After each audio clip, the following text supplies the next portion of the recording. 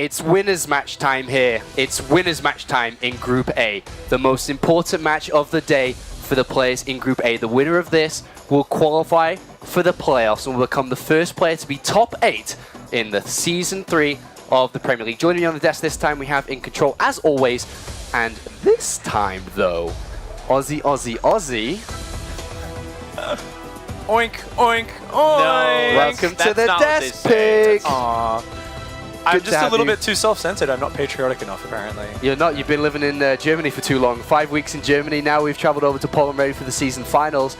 Yeah. Excited to be here. And this is a big match for the both of them now. A spot at the season finals. Zanster would be on his debut, rocketing through to the quarterfinals. MarineLorD, though, would be back-to-back round of 8. We'll talk about both of these players in a minute, as this time, it's MarineLorD.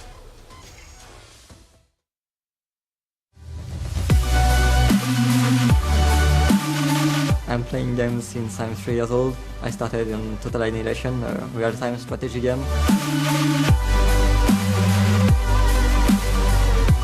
I don't think I have any particular weakness, and I don't think I have like a very big strengths, you know. I'm just like good at everything. WCS is very important. It's like the most prestigious tournament where you get more money and you get maybe a spot to BlizzCon, so obviously it's the most important tournament. My goal for Season 3 is to win, for sure. I think I can do it. I saw it was IEM, I think, with Trap winning, and it was quite cool. Like a lot of cheering and stuff, so I hope it will be the same.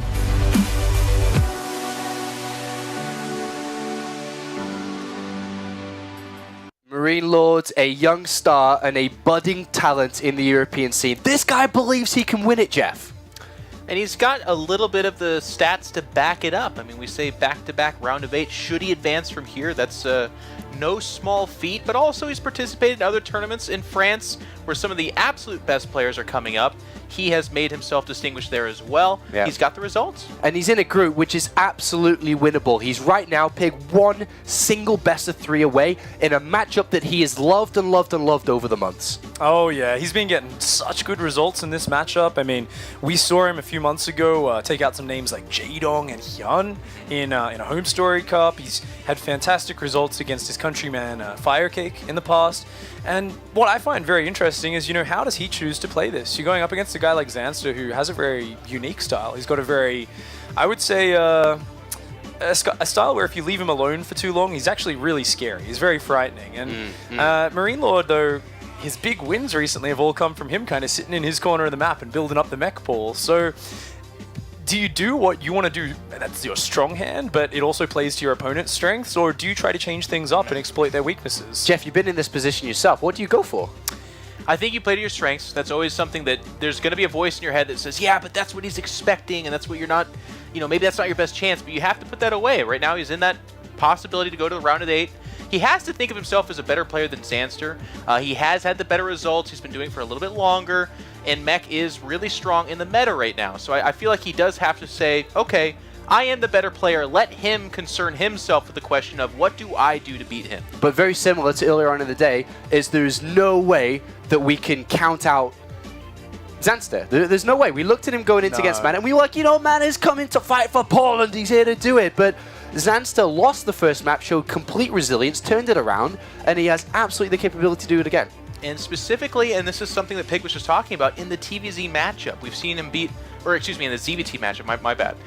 He's beaten some really good Terrans in this meta that, ironically, I was just saying is like, it's so strong for TvZ. Yeah, but Zanster, he's been doing drop Zerg tactics, some Nidus Worm stuff, very aggressive. In his interview, he talked about how he likes Lucira. Well, if you're not a hardcore StarCraft fan, let me just tell you, Lucira attacks, and then he attacks him more. And if that's his idol, expect aggression. What is the #1 thing, Pig? You've played in the WCS, you've been following it this year. What is the one thing that stands out against Zanster? Like you said, if he gets left alone, he's scary. Is that the biggest thing you look about when you look at traits about being a good Zerg player? Oh, well, I think, you know, you look at Zanster specifically, and he does have those beginnings of that great macro Zerg style, which is one of the strongest Zerg styles out there. But as Jeff was saying, he has these aggressive plays. He does get these very unique, obviously pre-planned, smartly decided plays, and he goes for those. And they've actually shown some great success in the past. So I think he does kind of bounce between the two extremes of very aggressive and very macro-oriented, and I think that makes him difficult to play against. Okay, in Control's favorite part of the show now, it's time for the map vetoes.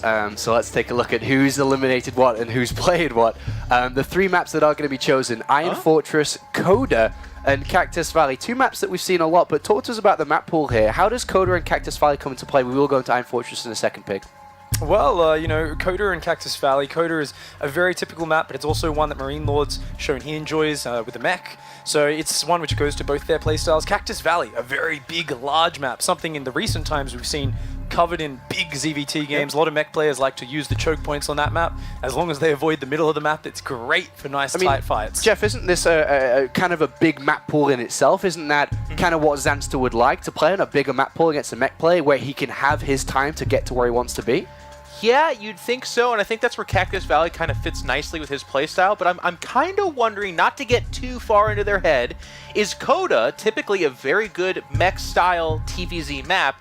Is that a bait by Zanster? Because he picked it. Does he say, hey, I want you to do your mech? Because again, he's very good against that, and that might be something that he's actually looking to try to force upon his opponent. Well, this first map here, loading in, how important is this first map through the side? Is this a game that is a must-win? I mean, Zanster came around and turned it around, so how did you see this play out? As always, there's a lot of momentum involved in the first map, but I think both players are just looking to continue the momentum they've been building up from that first series.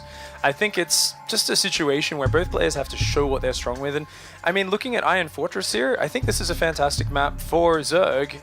However, it's very good for Bio as well, and you know, MarineLorD's a great player. He does have that range, so we've been talking about Zanster's options a lot, but do keep in mind, a lot of mech players in the past, you know, 4GG, when he was actually playing Zanster in the group stage on this map, changed it up and went for Bio, and it was very successful there. They can get weird. If you have like cross-map positions, it's pretty dang good, actually, for I think ZBT in particular, but if it's top-down, a lot of those parade pushes can be very strong on this map. All right, thank you very much, gentlemen.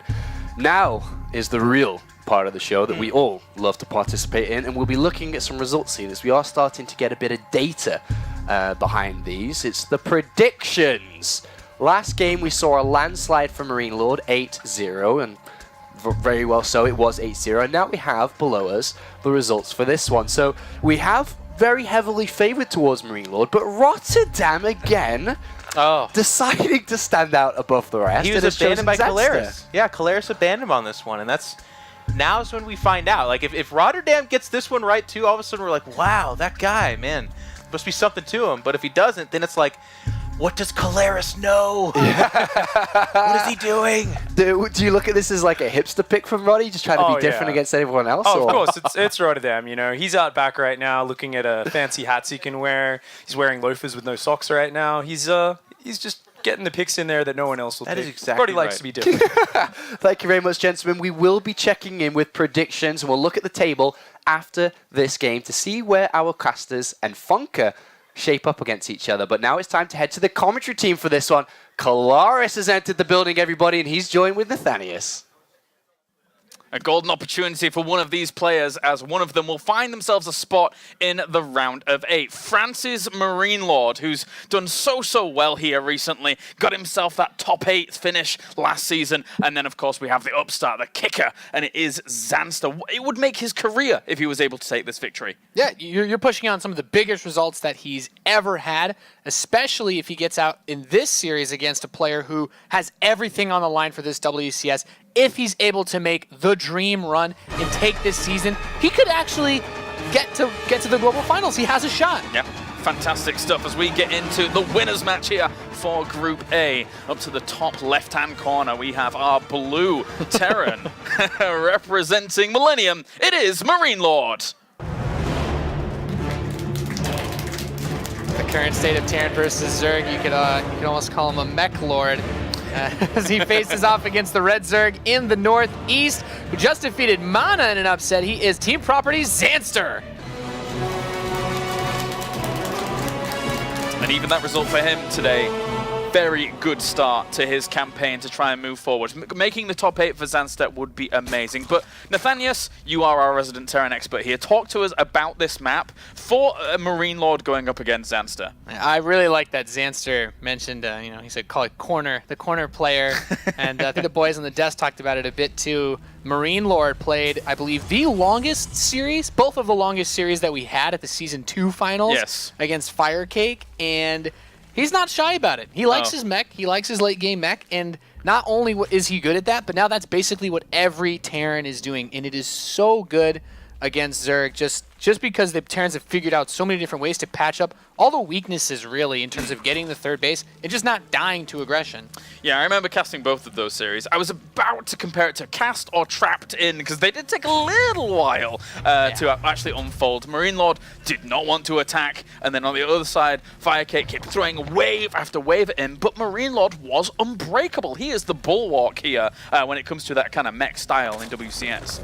Yeah, it's just shown, really, just how effective it can be across the board. The boys at the desk did talk a little bit about the tendency for this map to favor Bio a little bit more, and I don't disagree with them. I think MarineLorD is a good enough player that if he comes into this group as confidently as he should, I don't think he should rule out playing Bio. These spawns aren't bad for it, and Zanster hasn't really done anything tricky with this opening, going for the faster pool, but it's not anything aggressive. He's not looking to gain, some sort of tangible advantage from this.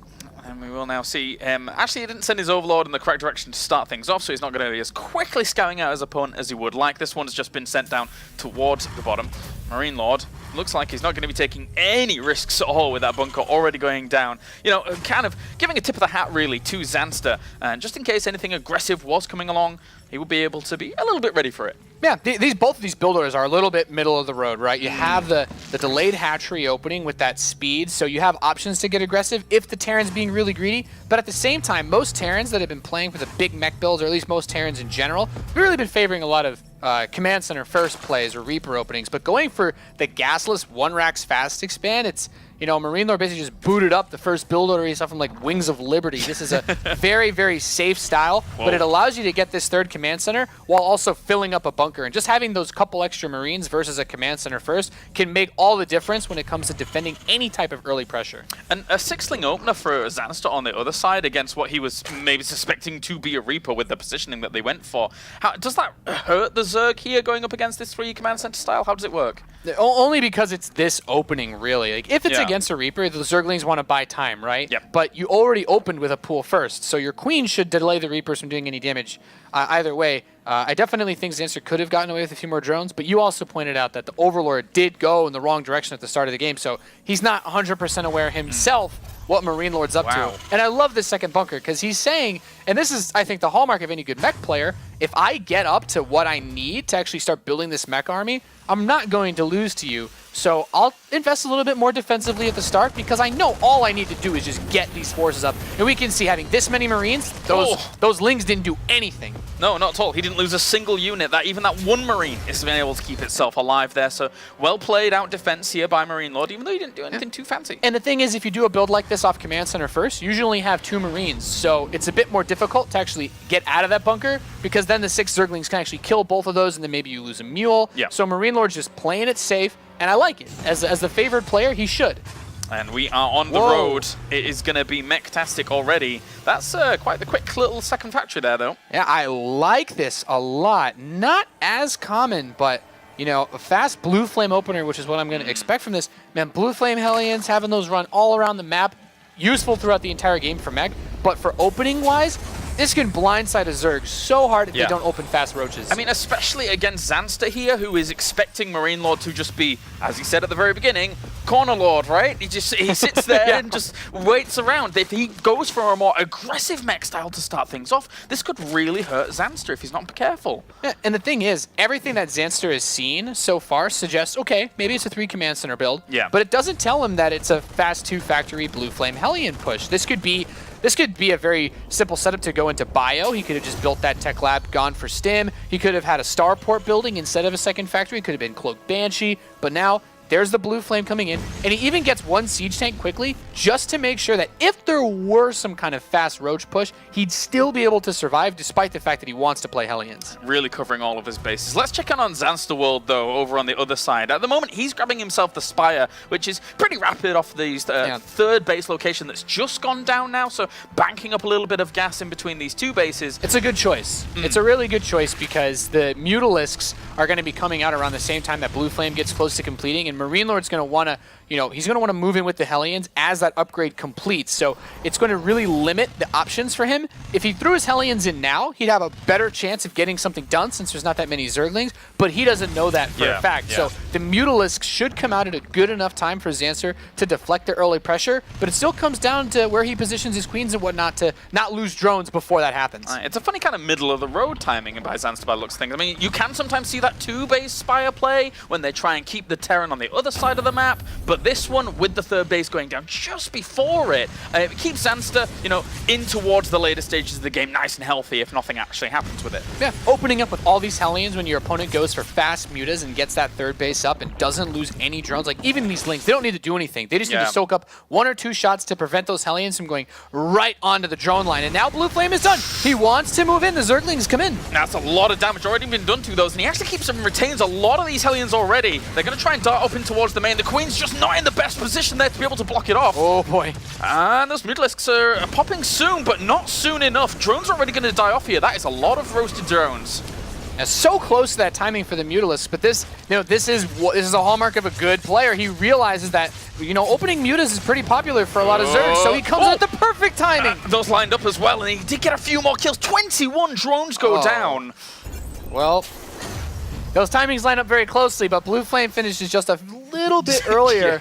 And the thing is, if MarineLorD just dances around a little bit more, doesn't move in quite when Blue Flame finishes, he runs by those, kills those Lings, and the mutas are just finishing. And then if you don't kill those drones and you lose all those Hellions to Mutalisks, like, this counterattack gets really difficult to deal with because now he can go straight into a Thor, and he can afford to throw in a bunch of missile turrets and Vikings since he's already done a ton of drone damage. And this is where Zanster wants to try and equalize things up, but with the Vikings already pushing these away, it is a little bit difficult. Also, the missile turret at that third location has finished up in good time. There's not enough Mutalisks to engage that hard on right now. This is phenomenal for MarineLorD right now because there's no upgrades for Zanster. He's just now getting his Roach form, which means he can't have Roach speed. There's no Roach barrel play that's going to come in. And why I mentioned both of those is he needs some way to deal damage to MarineLorD. Because if MarineLorD gets to sit back now, get his 3 bases up, he'd go to 160, 170 supply and just march on his opponent. He doesn't even need to turtle mech because he killed so many drones at the start of the game. Yeah, done really well. 3 evolution chambers down on the other side of this here for Zanster. Not using one of them at the moment. We're just getting his 1-1 upgrades for range and carapace, as well as carapace for the air. So trying to allow those Mutalisks to do a bit more, but he's got to be committing to like a heavy roach play here from this point on, surely. Yeah, well, the thing is, right, you hope with the Mutalisks to force out a lot of Thors and a lot of missile turrets, things that aren't going to deal well with the roaches. But one of the things a lot of good mech players have started to do is they really complement those low numbers of Thors with a lot of Vikings, since they can still zone out mutas pretty well in low numbers. And that allows him to keep building siege tanks so that if he tries to push in with roaches, MarineLorD can still cover a lot of ground. Do the Vikings have a purpose from that point on forwards, though, when Hive becomes a factor? Yeah, well, the best part about having Vikings early on in mech is not only are you going to kill Overlords or push away Mutalisks from sniping off units, but they're really good at dealing with the Vipers as well. Once you have 6 Vikings, you're 2-shotting the Vipers, and at that point, it's so difficult to come in and get those blinding clouds, which are basically the way that you're supposed to be able to beat mech when you're playing as Zerg. And now we do move into the first person here of Zanster, who's trying to rearrange his position here with a few extra drones on that gas geyser. He probably wants to kind of separate that up. And aside from that, he did send some roaches up towards the top left. So he's probably going to look to move in there, but really focusing on his 4th base, trying to get his economy going and babysitting it noticeably here against the Hellions, trying to swing on in, but they shouldn't get too much done. Yeah, good time to be looking at your, your expansion. Right as the Hellions run in. And there we actually see he starts up the Hive. And that's going to be where he looks for those big power play units. I like that he has these roaches out on the map, but he knows when he steps forward that sensor tower vision is there. And I love that he's just trying to be everywhere at once. Yeah, this is what Zanster's going to have to do for a little bit. Continue to try and poke and prod at MarineLorD, just like he's been prodded pretty hard at the start of this game. Shutting down some of those roaches. Over on the left-hand side, maybe, but also getting the Hellions over here. Will Zanster, and another swell of work roaches tries to go in. Good raises the supply depot, though. Yeah, that could have gotten ugly real fast. I really like how fast he pulled the SCVs to repair this depot as well. He's got the tank on the high ground and the Vikings to help clean this up. It's like, yes, you killed the depot, but I bought enough time with you killing that, and that refinery is not a primary target here. Zerglings are going to try to run in. Not going to do too much, though, apparently. They get themselves 2 tanks at the front, but still MarineLorD is gathering a good size of momentum. The one thing that is annoying here, one would say, for the mech player, is that the creep is buffering up against his location pretty hard. Yeah, that's the biggest issue right now for MarineLorD. He has to make a choice about what he wants to do. He could float that command center north, try to take that as his 4th base. He could go, it looks like he might be flying it south, but he has the army that could theoretically win in this game. Like, right now, it's just roaches for Zanster. There's no big tech, there's no Hydralisks, and, despite these Zerglings being cheeky, they're all going to die, like, pretty much instantly as soon as they engage the Hellbats. So, if MarineLorD pushes now, he has the opportunity, but he needs to be careful, because now that Ultralisk Cavern's on the way. Yeah, with that +2 melee weapons going down as well here for Zanster. He has favored the kind of Ultralisk style in the past against these kind of mech plays, and if he can get to it, great, but at the moment, the mech army is pushing through here like a javelin. And that's why I love the Viking play, too, because they're so much more mobile than the Thors to come back and deal with that low number of Mutalisks, and now he can completely focus on making this push. There are 2 Vipers on the way, but hey, he still has the Vikings. He can one-shot those Vipers now. If he can get into a good position, he could take the game here. MarineLorD been practicing very diligently for these kind of moments here. He wants to be able to make a top 8 once again, and at the moment he's doing well. Needs to just continue to shut down those small counterattacks that are hitting here. Zanster knows that he needs to buy some time, needs to whittle down these numbers, but he has hardly anything to combat this at the front. Yeah, I really like this. Looking at MarineLorD's first-person vision, he recognizes the possible threat of being counterattacked. He left a few tanks at home, used his rally to defend, and now he's in the perfect position. Yeah. He's right on top of the natural. And look at all the control moves, everything he's been doing, even landing the Vikings just to add that a little bit of extra damage. And the bit of spread, too, on the tanks. Yes. He can't be blinding clouded. It's very, very strong here at the moment. Here's MarineLorD, and he's forced his way all the way to this location without anything happening. His Overlords. Oh, Zanster's not going to be able to build any more units this game. No, every single one of them is going to die. He's lost himself a +2 melee upgrade. Even if the Ultralisks are to come out anytime soon, they won't be as strong here. Carapace finished, sure, but that poor Thor on the ramp. That poor guy. But can't quite squeeze through. I mean, we are going to have, at least some Ultralisks come in with these Vipers. This is going to be his first chance to clean up some of this army. Yeah, good move with the blinding clouds there, which as well the Vikings are out of position to really deny that. So these Ultralisks doing a pretty good job of cleaning up. Vikings are going to land. They're going to be like mini Thors here for a moment. That one siege tank at the top of the ramp trying to hold on strong. And actually the roaches are blocking off the Ultralisks, but picking up, getting on out of there, cleaning up okay. Yeah, I mean, killed 1 Ultralisk with the Vikings, but not able to do too much here. Still, I feel like the damage has definitely been done. Yeah, it was big damage there. Also, these Hellions are coming in as like kind of salt on the wound at the moment, getting themselves a few more drones and really slowing down Zanster's progression, even though he's got actually quite a lot of Ultralisks still on the way. Can he bust like a fortified position at the front is the big question. That's what he's got to go for. I mean, MarineLorD is in an economic position where now that he's securing this 4th, if he just survives and remaxes, he can make the switch into Ravens, and that's where things get really tricky because Zanster not only lost so many Overlords, he just lost even more, actually. Still supply blocked after that. Like, he can make a play with the Ultras, but now MarineLorD knows that all he needs to do are just build tanks to kill the Ultralisks with. Yeah, the window that MarineLorD hit there while Zanster was trying to get these Ultralisks out was pretty good, pretty darn good to shut down some of that economy, to deny the +2 weapons. Now those 3 starports, as you mentioned, on the way here.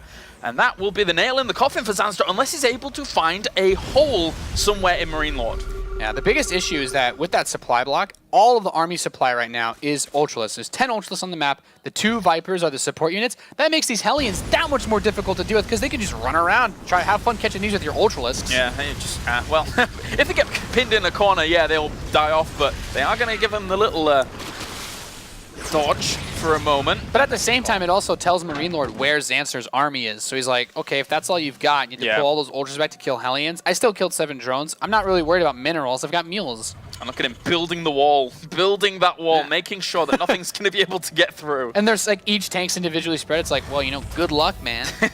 Oh, and the fusion core as well here. So MarineLorD is looking to transition on to the ultimate capital ship army against Ultralisks, which, let's be honest, they're not very good against battle cruisers in terms of killing them off. Yeah, especially once you get Yamato cannon. And I love that he's just building so many missile turrets. He's like, I don't need Thors. If you even try to do some sort of ridiculous Mutalisk, you know, Jaedong level Mutaswitch, it's like, it will not work. I will build 1,000,000 missile turrets if I have to, just so I can keep building tanks. Yeah, at the same time here, Zanster, I mean, what does he have to do to kind of find himself in a better position? Like, try and take the entire map somehow and get himself back through that way? What's his options? I mean, he's got the worker count now to start to build up that economy to do it, but with the Ultralisks that he's already committed to, I think with chitinous plating and +2 coming in, he definitely should wait for chitinous.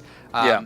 But I don't actually know. Like, this position is too solid. I don't know how he's supposed to break this. He needs blinding clouds on the missile turrets so that his Vipers can get close enough to blinding cloud the tanks without getting hit by the Vikings, which is really asking for a lot. Yeah, that's a catch-22 position right there they go.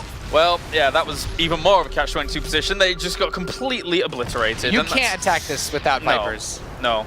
It's not going to work. It's not going to work. So far, MarineLorD, we said it at the start of this series, he's the bulwark. He's not going to be broken. And now the thing is, it's like, okay, it was a couple Vipers. Yeah, he has a bank, he can replace them, but the time it takes to replace those Vipers and get energy, MarineLorD's going to have battle cruisers on the map. Yeah. There's nothing that can kill battle cruisers on the map right now for Zanster. Tough times here for Zanster. He needs to solve the puzzle somehow, but as he's trying to solve the puzzle, someone's burning his hands. It's not very easy when your economy keeps getting killed off just a little bit here and there, when you're going to have to... How do you challenge the battle cruisers? What's the go-to? A load of corruptors? Trying to drag them out with battle cruisers with this much support are difficult enough to deal with when you have Mutalisks or Corruptors, because those Vikings are really good support. Any Thors that might have been left over from earlier on are good support, but 21 siege tanks, 12 Vikings, 2 battle cruisers with 2 more about to come out. I think once Yamato gun is done, he's going to be in a really good spot. Like, I just don't see how Zanster can attack this army without MarineLorD making a huge mistake. Even finding a good opportunity here with just a few tanks and Hellions to clean up some of the creep down towards the bottom, denying a bit of vision there from Zanster, but Zanster's not really anticipating a move out from his opponent anyway, so he's just trying to figure out where he's going to attack eventually, but it's difficult. Yeah. And now MarineLorD does want to move down. He's thinking to himself, yep, I want to get a 5th base. I'm going to come out now. I believe he sees the battle cruisers too, so the Ultras, they're going to just run by this. Well, it's going to take a lot of damage already. Yamato Cannon's going to hit a few of these here. And also the siege tanks, unsieged, are just going to be able to obliterate a few of them.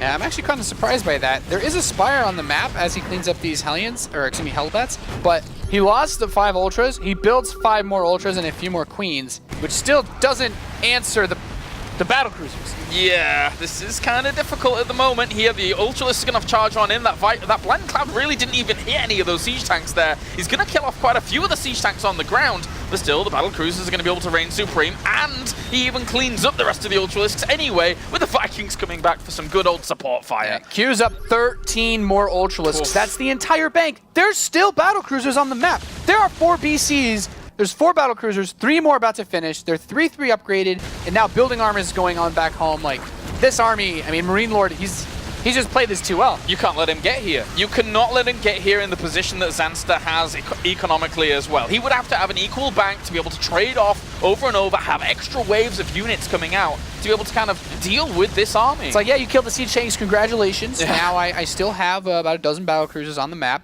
and I'm building more tanks at home, so don't even try counterattacking. And he's got a few Corruptors on the way now, has Zanster, but it's probably not going to be the right number he needs at the moment to try and deal with this. The Ultralisks are trying to break down this wall, but all the while, yeah, good job, battle cruisers.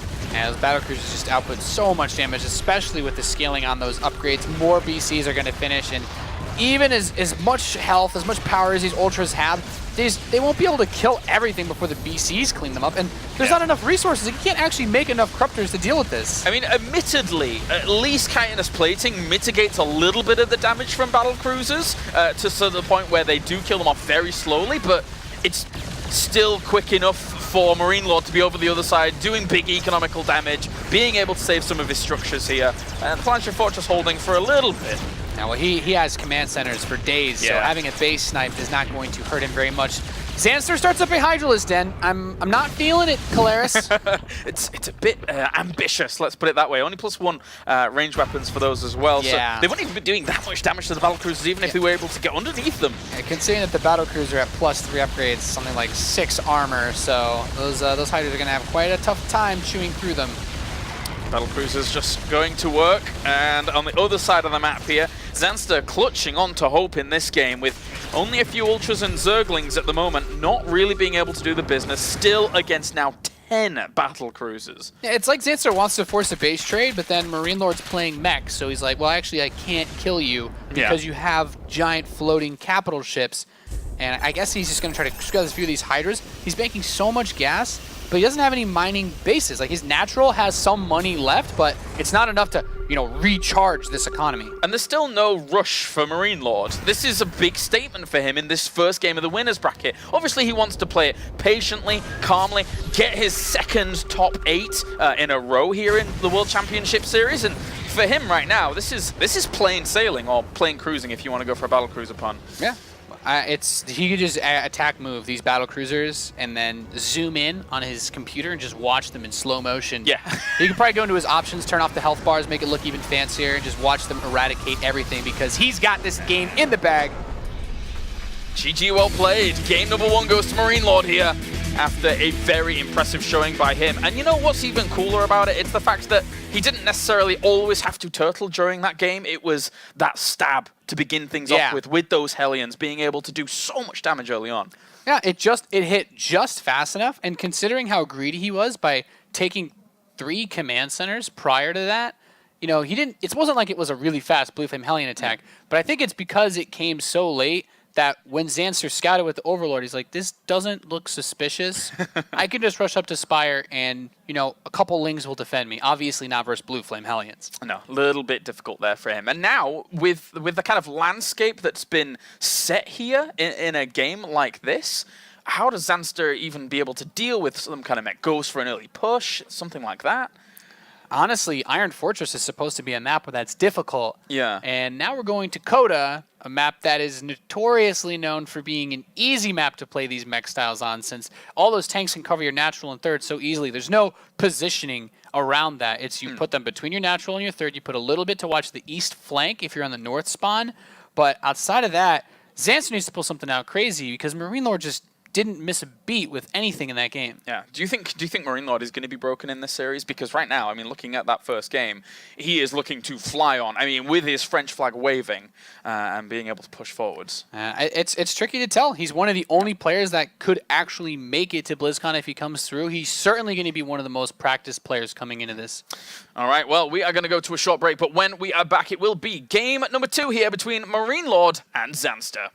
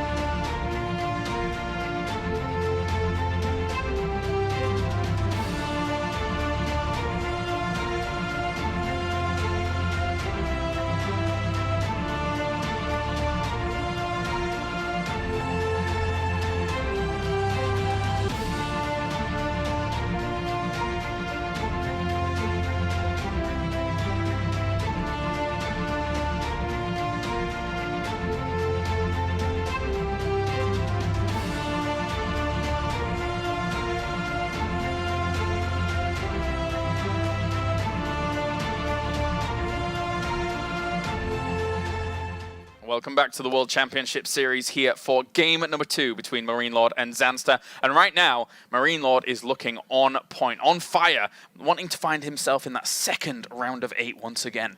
Yeah, this is a really big moment for him, like we've been talking about. And just another shout out to the French StarCraft scene, as they have had a phenomenal year. And this man advancing into the top 8 for Season 3 would already be another big boost for them. Let's get into it. Game 2 here on Coda between MarineLorD and Zanster. MarineLorD looking to try and push himself all the way to the global final. It's an ambitious one, but we do have spawning down to the bottom right-hand corner. It is our blue Terran representing Team Millennium. It is MarineLorD. Accomplished quite a bit with that aggressive blue Flame Hellion push against this Zerg player in the Northwest. Spawning in red, playing for Team Property, he is Zanster. Seen him so far this season have such, really, really impressive results. His Challenger series alone, I think that's one of the big reasons me and Rotterdam pegged him in that first series. I mean, yes, it was a completely different matchup, but we saw the quality that someone like Zanster can bring out from the very start of the season all the way through now, and he's certainly someone that can't be underestimated, but MarineLorD in that first game just looked untouchable.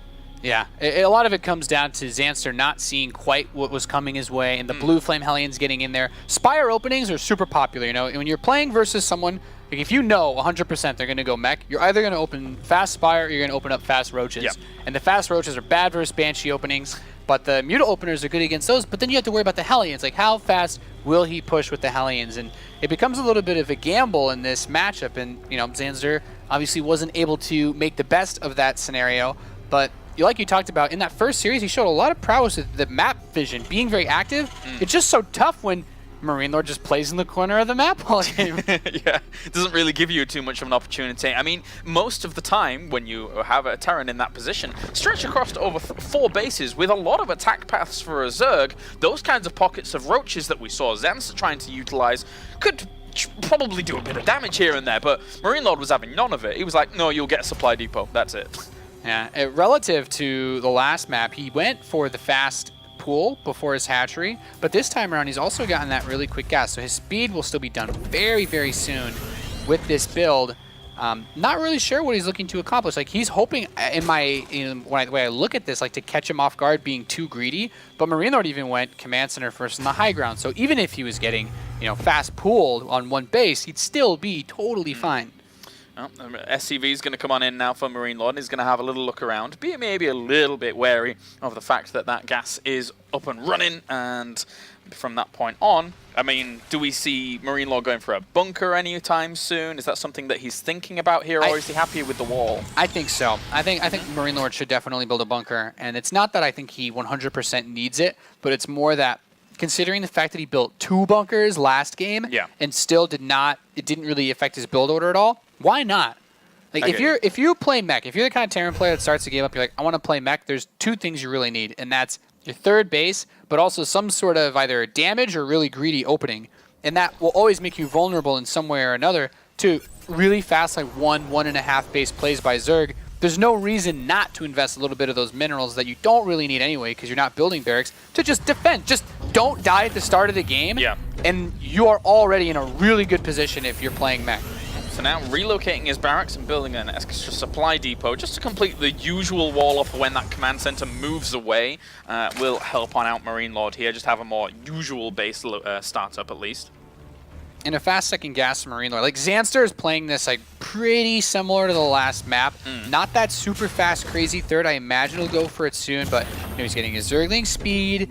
There's not quite those 6 lings, by the way. And you mentioned this on the last map. Zanster realized, he's like, okay, if you're going to be this tucked away, since I was able to scout you, because it's a 2-player map, I don't need to invest in those 6 lings. I only built 2s to look around the map, and I can get a couple extra drones from that. Yeah, I mean, in the previous game, they literally did 0. They actually did no damage. They ran in and died. Yes, didn't even get themselves a single Marine. Poor guys. So cutting that out, just kind of making sure that you're more streamlined here for Zanster is very important going up against an opponent that has shown a very strong game number 1. Yeah, now these Marines are going to push him back, but already, it feels weird to say, it's not like Zanster's really done any damage this game as these Zerglings come running in looking for something to do, but just that Overlord, being able to see that starport, like he already has so much more information at this point in the game relative to on Iron Fortress. He's got to be feeling a lot better as far as like what his options are, because I think that fast Spire play would be a lot stronger on this in this specific game, because it won't be a big Hellion push. It is likely to be Banshees or some sort of Mind Drop, things that layer tech in general is very good against. And we do have that layer on your way, as you mentioned, with also the third base going down up towards the top. So he's kind of, once again, taking a middle-of-the-road option. If this was a Spire play, wouldn't the fourth extra gas being going down right now? I'm surprised it's not, if he wants to try and do something. Yeah, it is a bit interesting. With the gas he's pulling in right at this moment, assuming he doesn't start a Baneling Nest, which he shouldn't, he can start a Spire when the layer finishes anyway and then take the fourth gas. But, you know, it's also totally fine to just get a few spores and open up with like a Roach Swarm and try to do a big push. This Baneling Nest is rather interesting. I'm assuming that the only reason he would do this is he's actually worried about a big Hellbat push with this Armory, which would still be quite a threat, but it's going to limit the number of Mutalisks he can make if he decides to invest into a lot of Banelings to defend. Maybe that's MarineLorD's intention. If he actually looks to put on the pressure at the front and force the gas being spent elsewhere, Zanster would be limited to his side of the map and not really doing too much. Yeah, he doesn't have that much gas at all. So with the Baneling Nest, he can set himself up, defend, and then try to crank out maybe 3 or 4 mutas, but not really a game-ending number. And he comes in, you see that the Zerg player doesn't have that many drones at their third base either. You know they're investing into quite a bit at the moment. Good transfuse there. We'll be able to keep himself alive with one of the queens at the front. Banshee's trying to poke back in. It's just that cloaking finish, so technically he could go back in there and try and cause some more disruptions. That being said, no, they can't, because there's an Overseer there that I missed. Never mind. I mean, he's got the lair, so it's not the end of the world. You know, the Banshee shouldn't be the game changer. And I do really like that he didn't build any Banelings. He has Lings on the map if he needs them, but he's got the Spore Crawler, he's got the Spire coming in, and, you know, he's forced him into basically swapping these add-ons, very 4GG-esque, his teammate style, to just go right into that Viking Thor setup. And at the moment here, MarineLorD is going up against a Zanster that hasn't taken the same amount of damage that he had in the previous game. So Zanster, going into this second game, has a bit more of an opportunity to try and deal with what MarineLorD's got going on in his mind, surely, with that kind of lockdown position. However Zanster wants to handle this game, he is in a massively better position than he was in the last game. You know, all things said and done, he can go for this really small muted commitment, but he can swing into roaches so much faster than he did previously that it's like, okay, I don't actually need these mutas to do damage. I can force a couple missile turrets and still be happy with that. And these Lings going to try and swing on towards the third base, but it's not even there. He's being able to cover that with creep. These Lings can just poke away any kind of threat that does come along towards that and limit a little bit of the economy. Even the scan goes down and reveals the exact position Zanster is in with his tech at the moment. So MarineLorD has full understanding and timing of where he is right now in the game. Yeah, and I really love this. This third base is isolated off, so needs to bring some forces out, and that always makes you a little bit nervous as a Terran, because you don't want to be caught off in case they built a bunch of roaches really quickly. Obviously, it is Mutalisks at this stage. He has more than enough to defend against this, but you still got to be careful. Zanster is really kind of cranking things up on the other side now, though. Hive is on the way here at the 11-minute mark. Fourth base is going down. This is really smart. This is really, really smart. Like, he could try to push out for Ultras really fast again. But I wouldn't even... I guess he doesn't seem to like that Roach Hydra setup, but even this is still better than the last map by a long shot. It's looking very melee focused again here for Zanster, and now, whereas MarineLorD was able to hit a brilliant timing in the previous game, everything's been accelerated here for Zanster in this game. MarineLorD's got to be a little bit careful of how fast-paced Zanster's playing on the other side, because for all intents and purposes, Zanster's playing it very, very greedy right now. Yeah, I completely agree. I was going to say that Zanster has cut so much out, like going for his Hive. He didn't build any roaches prior to the Hive. He didn't even... obviously, as you pointed out, he went for melee upgrades, so he's looking at those Ultralisks, which won't be out for quite some time. Didn't even get roach speed. It's like, meh, I didn't really need this. Now he's got it started, but you know, it's more of an afterthought for defending against Hellions than it is, I want to build a bunch of roaches to kill you. That's how comfortable he's felt. There's a really fine line when you're playing Zerg of like, how many corners can I cut? That's one of the big things that the Zerg race revolves around. And for Zanster here at the moment, he's cut a lot of them, and it's going to pay dividends potentially. I mean, the Ultralisk Cavern is on the way right now here against this mech force that's not really going to be moving out anytime soon. Yeah, and it's not necessarily a sign that MarineLorD's in a bad position, because he has once again opened up with a lot of Vikings. He can very safely pick off Vipers if his Vikings are in a good position, And after that, his mech army pre-siege in a defensive stance will be enough to defend against the Ultralisks. So really it comes down to how these players position themselves and how they use their harassment tools to draw the other army out of position. We could be in for the long haul here in this game. That's what one thing we're trying to say here at the moment, because right now, MarineLorD is going to sit around on these 3 bases for a little while and not really do too much other than, well, already get some good creep kills in the middle, but there's so many queens there to be able to reinforce that. It's okay here for Zanster. Yeah, and the big thing, I guess, back to your point about the, this game's going to take a little bit, is that timing that MarineLorD went for on the last map doesn't exist. Exactly. It doesn't exist because he didn't do early damage, so he's up against a Zanster that if he were to try to push out at 160 supply, which he's not that close to at the moment, Ultralisks would be coming out and they would just swallow his army whole, kill him, and then he'd win the game. So MarineLorD can't push out because he failed to do damage. So he's going to be looking to draw this game out in a big way unless Zanster, suicides his Ultras into his sieged up army.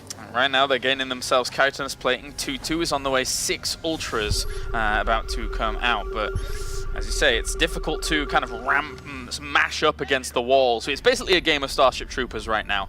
He's just going to, if he ever wants to go for an engagement, it will be against a wall and he'll take heavy losses. But does he have the numbers to be able to break it? That's the big question. Zanster's maxing out. He has 7 Ultralisks coming in.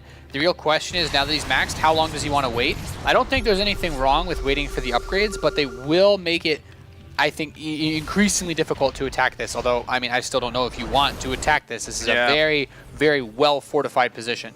So what's an answer for a Zerg here? When you're trying to break a mech Terran, I know you don't want to give too many secrets away so your ladder points don't get stolen, Nathanias, but what would be the go-to here for Zerg? Just constantly try and butt heads against it, or go where do you go? You gotta try to trade. I really like when Zerg players play with a lot of Vipers. I'm talking like 5+ Vipers, and you just spam out the blinding clouds and just try to trade away.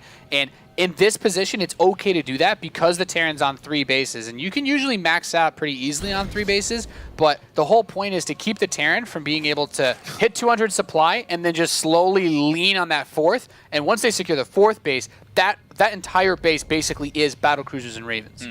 And a huge swell of drones just came out there from Zanster, so I'm suspecting we see a lot of static defense maybe going down for him, trying to slow this game down even further from his side of things, so he's comfortable on his side of the map. Yeah, Zanster's on 5 bases. Realistically, and this is actually still, it's almost like, oh wow, this is so turtly and slow to watch from MarineLorD, but he's taking every possible precaution, and it's very smart of him to do so. Yeah. Because it's one of the only ways you're going to be able to beat MarineLorD style, who's doing equally the same thing on his side. For now, do go into first-person view. These Lings already spot some of that fortification.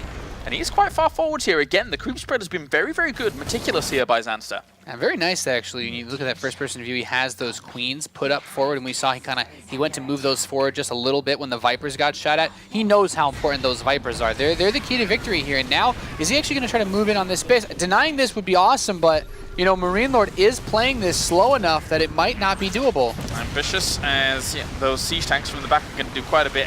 The Mutalisks separate themselves forwards, and they see the extent of that siege tank line as it goes back. Very difficult to break forwards, and thus he actually has an overlord down to the bottom left as well, which is going to be trying to block another potential base here of MarineLorD. So he suicided all of his Mutalisks. He opened up enough supply to get, looked like 3 Infestors and 3 more Ultralisks, and he's going for a Greater Spire, which means he's getting ready to, if he has to eventually, deal with a massive battlecruiser army. By having the Greater Spire available, he can build Corruptors, a massive wave of them, knock down the BCs, and immediately switch into Broodlords, because Mass Corruptor doesn't really do anything if your opponent doesn't have those battlecruisers, because they're not going to be able to kill anything on the ground. And all important to have double Spire against that kind of play, so you have double upgrades really cranking out, or at least one going whilst you're morphing in Greater Spire, because actually Greater Spire takes a whole long time to actually morph in.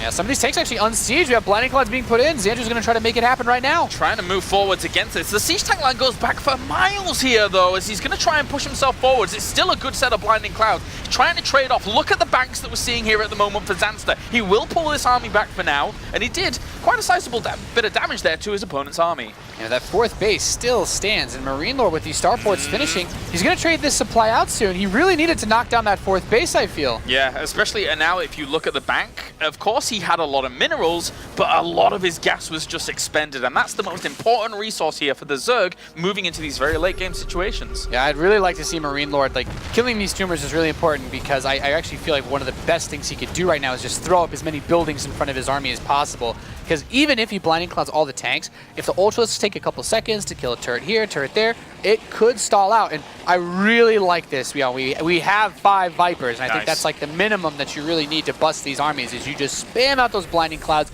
and you just trade with all those bases you have and all those resources you have. And if you do it properly, you know, that's your opportunity. That's your chance as Zerg against Turtlemech. These are the games when you get to that 40-minute mark or so, and those 5 Vipers have basically drained every other building, and like every building is at half health. You're like, oh, how did that all happen? Oh yeah, it was the Vipers. It was actually those guys, because it's going to take a lot of energy to eventually break through that kind of position.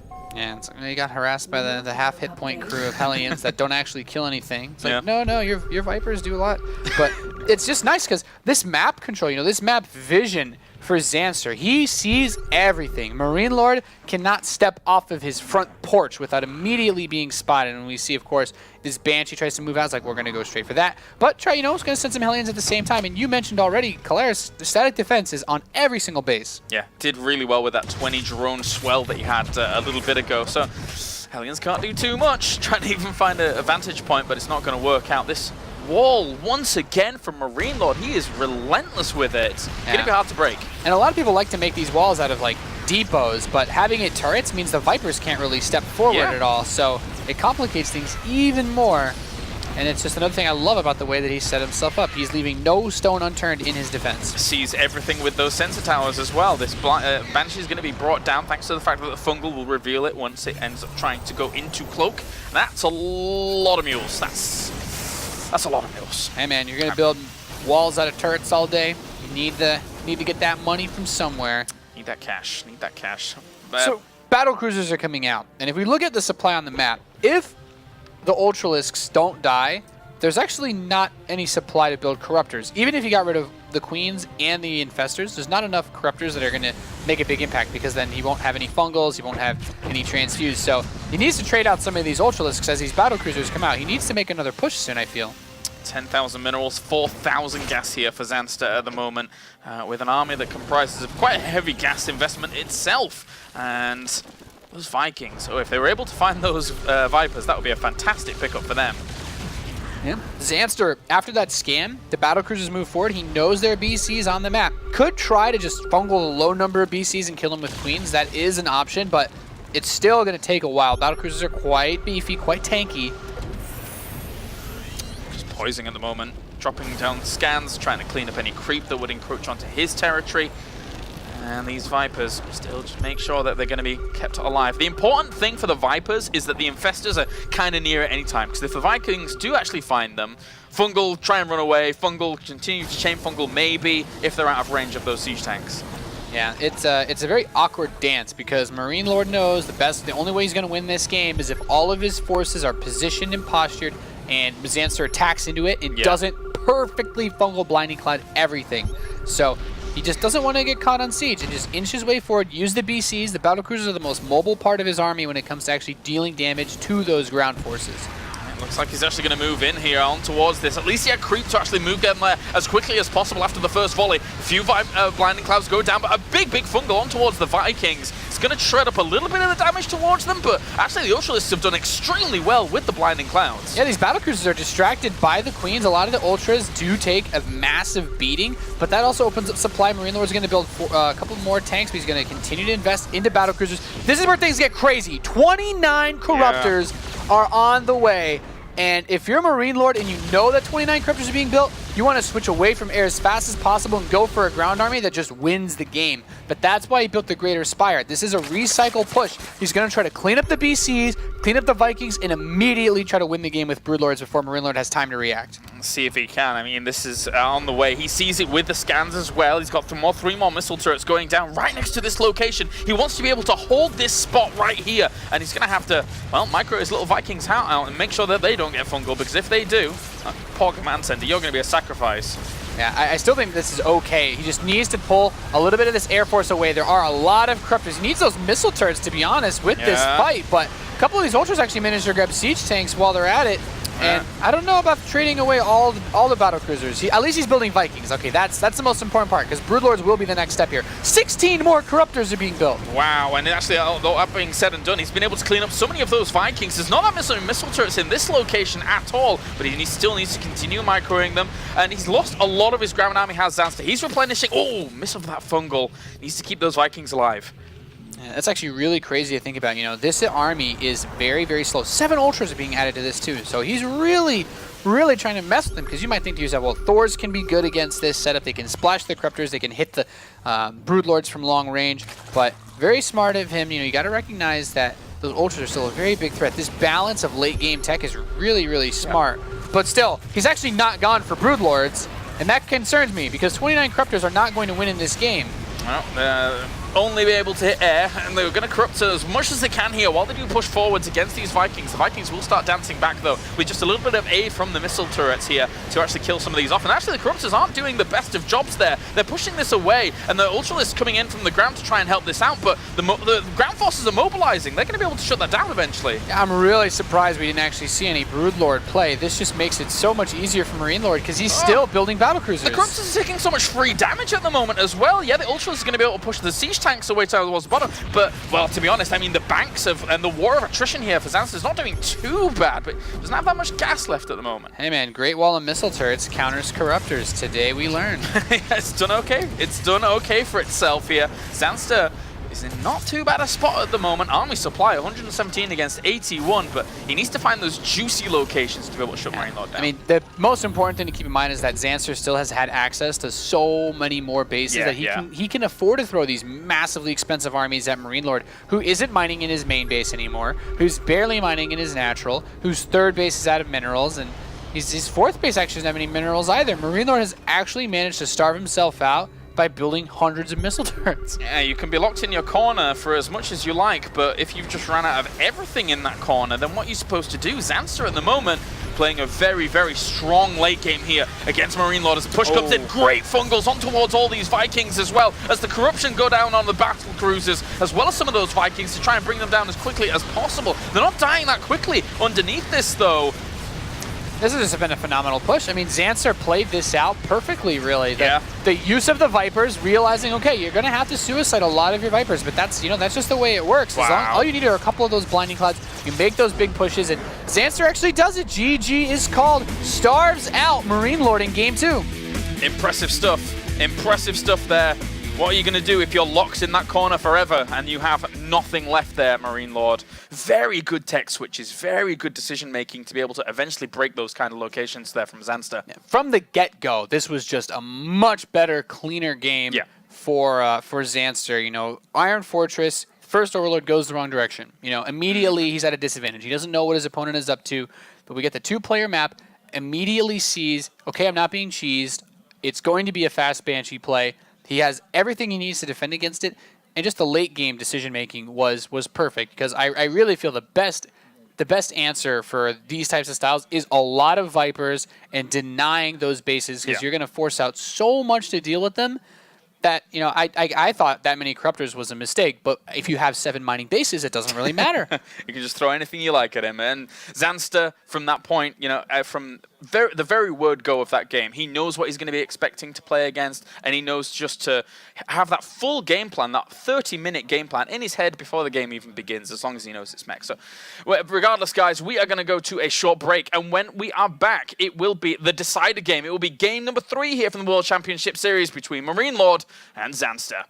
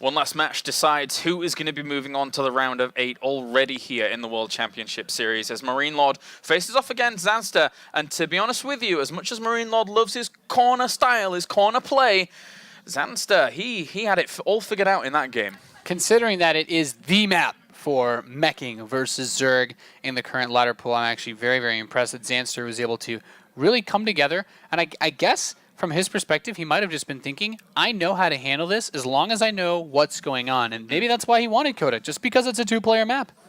Now we move on to Cactus Valley here between these two players. Nathanius, what do you make of this map considering kind of the current styles that we're seeing from both players here? There's just so many more attack angles, honestly, for Zanster if he wants to play a similar style against MarineLorD. And for MarineLorD, you have the option again, like you did on Iron Fortress, since it's a 4-player map, to try something a little bit riskier. But at this point, if MarineLorD feels confident with Bio, I think this map favors that style a lot more. It's just way more open, assuming it's not cross-spawn. If it's cross-spawn, then MarineLorD should go 100% mech if he thinks it's his best chance of winning, because that's a very difficult spot to play. But otherwise, I would like to see him bust out some Marine Marauder medevac. Well, let's get into it then. It will be game number 3. This decides who moves on to the round of 8 live from Krakow in a few days' time. So we do have MarineLorD and Zanster. We have spawned to the bottom left-hand corner. It will be our blue Terran representing Team Millennium. It is MarineLorD.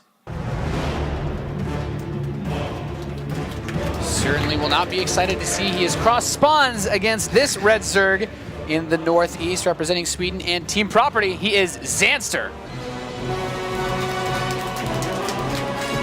What a result it would be for that young guy if he is able to move on to the top 8 against MarineLorD here in this final match of Group A. Well, what a crazy thought. You know, you're like, okay, well, he comes in his group. It's like Mana. Okay, Mana's playing on his home turf. You know, everybody plays better in their home turf, and he's got the results, the history, the experience. Like, no way lose. You know, no way Mana's gonna lose to this guy. At least that's what I was thinking. And then comes out, manages to force a lot of sloppy play out of Mana, and then now tied 1 apiece against the one of the French hopes here for the global finals potentially. Yeah. I mean, let's face it, in terms of the European scene right now, as a European, MarineLorD is the Terran. Is there any disputing that in the European scene, aside from 4GG, who is obviously a Korean? Yeah. I mean, Bunny had his hot streak at the start, but the French players have just gotten so much better, so faster than all the other regions, and just constantly working together like this. Exactly. And you start the year and you're like, okay, well, Bunny's our guy. And then as it goes on and on, you're like, actually, I think, like MarineLorD, he's just gotten so much better. And you just consider all the places he can pull, and you see those tendencies taken from, like, even his teammate, like 4GG was one of the first players that would just, open with that fast Banshee, Hellion with the Armory, think about doing the Hellbat push, and if they scout anything weird, they just immediately swap the Reactor Starport and Tech Lab Factory. And when you only have that, it's a very low amount of production, and it's something that only 4GG does, but MarineLorD, takes these little adjustments, and that's what makes someone so good, especially with just how active that French scene is. Yeah, exactly. And let's think about the flow of this series just a little bit for a moment. MarineLorD, game 1, yes, he went for mech, but he went for that kind of javelin throw of the Hellions through the middle of the map to do big economical damage. Game number 2, played a bit more defensively himself, kind of fell behind in the overall economy game, and then was just kind of obliterated by wave after wave after wave. Here on a map like this, does MarineLorD go back to the style that did him well in the first game, but something like a Hellion push in towards the natural locations, it's very difficult because these tight little chokes, surely. Yeah, it's especially difficult just because of these pool openings that we've just seen so much of as far as the fast speed. If you want to run Hellions by and the Zerg player has those links, if it's not a Blue Flame Hellion push, you're going to get cleaned up. It's something that can put you far behind very quickly. MarineLorD's going to get this really fast bunker again. He's saying, okay, better safe than sorry. I want my natural a little bit more quickly this game, not going to be as slow perhaps. And I'm mostly curious to know whether he's going to take that fast second gas again, or if we will see a fast third command center. Could something like an earlier Banshee poke for MarineLorD work out here? What are his aggressive options that he would have as a meching player later? I mean, everything should be better as far as options, just because the way this map works, like, you don't have an Overlord that close to MarineLorD's base. Right. The closest Overlord would go in through the natural, but your tech's going to be in the main, which means if you fly by the natural, Marines step out of bunker, Marines kill Overlord, Zerg players blind. Yeah. So I think MarineLorD should be able to get away with whatever he wants to do. It's just a matter of, it is cross spawn, so if Zanster is active and looking at like the watchtower, for example, it's going to be pretty difficult for MarineLorD to still slip by him. All right, well, Starport's on the way for MarineLorD behind all of this, with the second gas as well. So and he's just going to be switching out that factory to have those Hellions be popping on out. They can be used defensively, or they can be used aggressively for the most part. Whatever he really wants to do with them. They are the versatile unit early on against, you know, limited options here for Zanster, especially since it's cross spawns, and something like a little bit of a roach push early on would be pretty crazy. It's not nothing terrible. I mean, you recognize this map is cross spawn, and I love to just take this third base. Big focus this game should be that creep spread. I really like the creep spread on Coda. It was over everything. Yeah, it was. He creeped the whole entire map. Very good play. Actually really liked that. It was like an overweighted ice cream where the corner of MarineLorD's base was the cone and everything else was creep ice cream. It was beautiful there by Zanster. Did not have enough napkins to keep it from overflowing. No, clearly not. It spilled over and caused quite a mess for MarineLorD. And that's just like one of the things we've seen that's been so nice. Like Zanster with the map presence, constantly being on the map. We saw that against Mana too. You know, on Coda against Mana actually, it was his map presence. You saw Mana step a little bit too far outside of his safe zone, and just immediately pounced on him where he didn't have enough force fields to actually block everything off, and he lost the game at that point. So it's just been really nice to watch someone this fast play the game. And surprise, surprise, super gas times here for MarineLorD, but a little bit supply blocked at the moment. 2 supply depots are about to finish up, likewise the 3rd command center. This will alleviate all of that, but Medevac on the way here from MarineLorD. So we were talking about the choke points before being a bit of a nuisance there towards the natural. He's not even looking to bother with those choke points. Yeah, so here's the vibe I'm getting from this. This Viking is heading to the northeast while these Hellions do a bit of pressure. Yeah. They want to kill the Overlords outside of this base so that the Hellions can get dropped by the Medevacs. Then the next 4 Hellions get elevated by the Medevacs, and we just have 8 Hellbats inside the main base of Zanster without a Baneling nest on the map. And that could actually be a game winner if he's able to get in without being spotted, because there's no Banelings on the map. There are some links. The Spire's not going to be done in time to defend against this. So, I mean, he's the kind of thinking the same way we were with the game flow sitting in this series. You know, being aggressive early on was working against Zanster, but it's a little bit harder on this map via the ground. Let's go in via the air and see if we can put on some punishment there. Yeah, I really like that he has a couple of Hellions just sitting outside of the 3rd base. He doesn't need to drop all of them, but look at this link spread. Zanster's like, what are you doing? Why are you trying to pull me around? Like, what's, you know, nice. Quit joshing me, man. And now he's going to come in, and these Hellions should be pretty quickly attacked, yeah. They will take a little bit of damage. The Hellbats actually morph in. They can be healed by this Medevac, and he picks up 2. Brilliant Nice. move. Nice save. These Hellbats are going to push 3rd base at the same time, really stressing Zanster's multitasking. That was very well done there for him to pick up the 2 that were about to die off. 12lings are on the way, but that's not exactly the easiest thing to use to actually clean up Hellbats. They get into this mineral line. There are Mutalisks on the way, but they're nowhere near finishing up. He's to actually save that Hellbat, but he doesn't manage to pick it up or anything. So, but they're still getting an okay trade. Yeah, I like this. He's managed to really make a little bit more happen with this aggressive play. These drones running for their lives. That. Yeah, keep running, guys. Don't. But the thing is, even though he didn't kill that many of the drones, they're not mining. Yeah. They're still not mining. Oh, and killing this queen. Wrong way. Oh. Okay, so yeah, he loses a few still. That could have gone a whole lot worse if those Hellbats had turned around.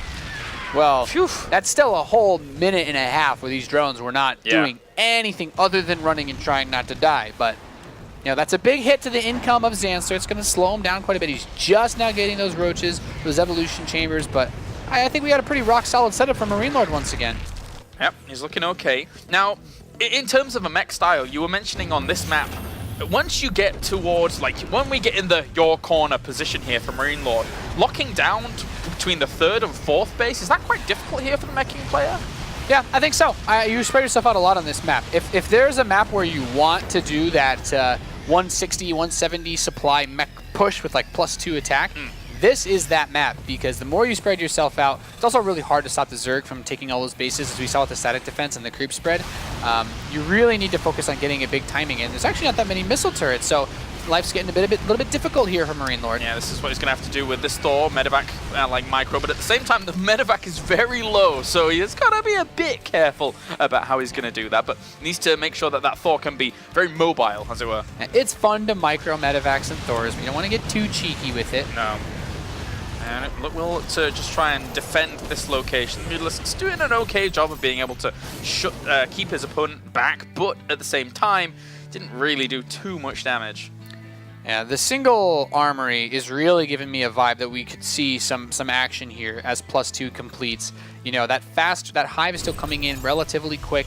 I don't know that ultras would be done in time to stop a mech push. If he pushes like the 4th base, then you know, I actually do think that Zanster's in a pretty reasonable position, all things said and done. If he forces MarineLorD to play the slow turtle mech, I think Zanster's actually in a really good spot just because of how well he handled him last game. Yeah, did very, very nicely for himself. And at this moment in time, we have plenty of creep going on once again. We have this Hellbat drop up towards the top looking to threaten. And was it Hellbats or was it Siege Tanks, actually?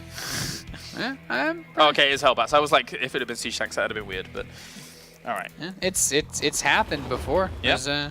It's not unheard of, actually. They're quite good at sniping these bases if you leave them untouched. And Hellbat Drop's going to go into the main base here as these Hellions try to distract in the center of the map. Drones, please run.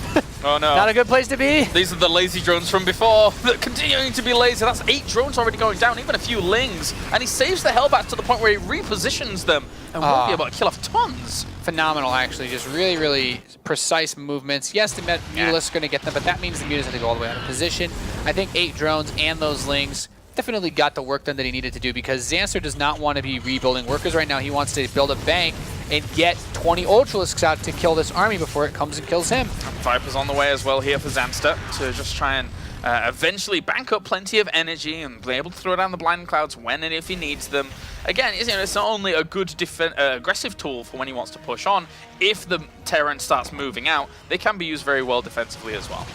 Yeah, and this is just, you know, it's starting to give me, I'm getting chills, man. We're going back to where we were in the last map. And yeah. For all the players out there that really struggle against mech and really don't like it, MarineLorD did do some damage again this game, a pretty reasonable amount without taking too much back in return.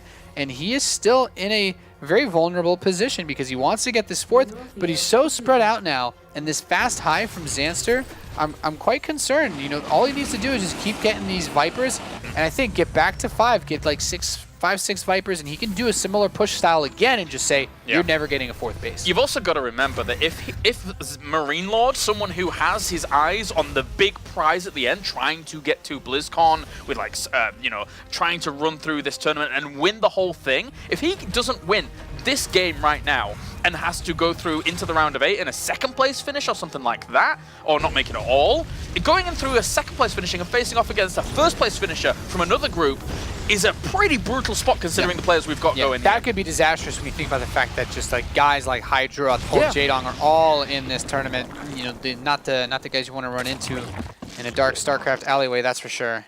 For now, plenty of upgrades on the way for Zanster, who is looking to hold his own beyond a lot of people's expectations. I pegged him in the first series, and Roddy went all the way with pegging him here in this series, and so far, Zanster is doing really, really well for himself against this mech play.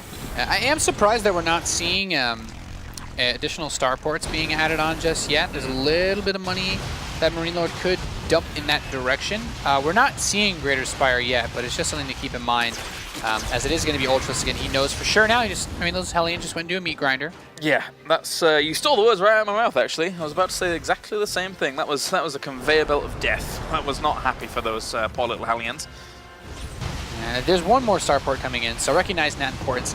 I think if you're playing against someone who does the Mass Corruptor thing and actually manages to win with it, which is, you know, Mass Corruptor is actually usually where the Zerg loses because they can't turn that supply into anything useful. But it's you know, because the Terran it's very hard to starve out a Terran.